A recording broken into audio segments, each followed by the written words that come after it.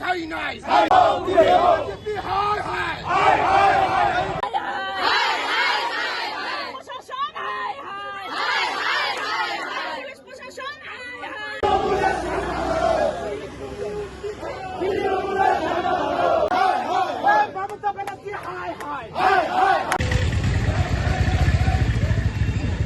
আমরা এসছি পুলিশ প্রশাসনের কাছে।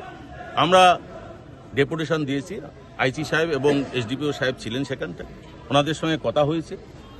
বিভিন্ন ঘটনা ঘটছে, মিথ্যা কেসে কর্মীদের ফাঁসানো হচ্ছে, কাউকে হয়তো গাঁজা কেস দিয়ে, কাউকে হয়তো ইয়াবা ট্যাবলেট দিয়ে, বিভিন্নভাবে যাতে জেলে পুরনো যায়, অর্থাৎ ইলেকশনের আগে যাতে আমাদের ভারতীয় জনতা পার্টির কর্মীরা কাজ করতে না পারেন তার ব্যবস্থা তিনি করছেন।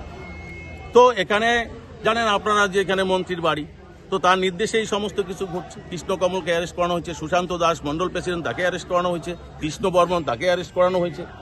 তো আমরা বলছি যে শুধু ক্রিমিনাল কি ভারতীয় জনতা পার্টির কর্মীরাই? তাহলে আদার্স কোনো লোক এখানে নেই ক্রিমিনাল? তো সেই জায়গাটাই প্রশ্ন। তো আমরা বলছি যে আগামী দিনে ভারতীয় জনতা পার্টি কার্যক্রম করবে, তার ব্যবস্থা আপনাদের করতে হবে যাতে সুষ্ঠুভাবে করবে। পুলিশের উপর ভরসা আছে? অবশ্যই প্রশাসনের উপরে কেন ভরসা থাকবে না, কিন্তু যদি প্রশাসন কথা দিয়েছেন, যদি কথা রাখতে না পারেন, তখন আমাদের ভারতীয় জনতা পার্টির পক্ষ থেকে যেটা ডিসিশন নেওয়ার আমরা নেব, যেটা আন্দোলন করার আমরা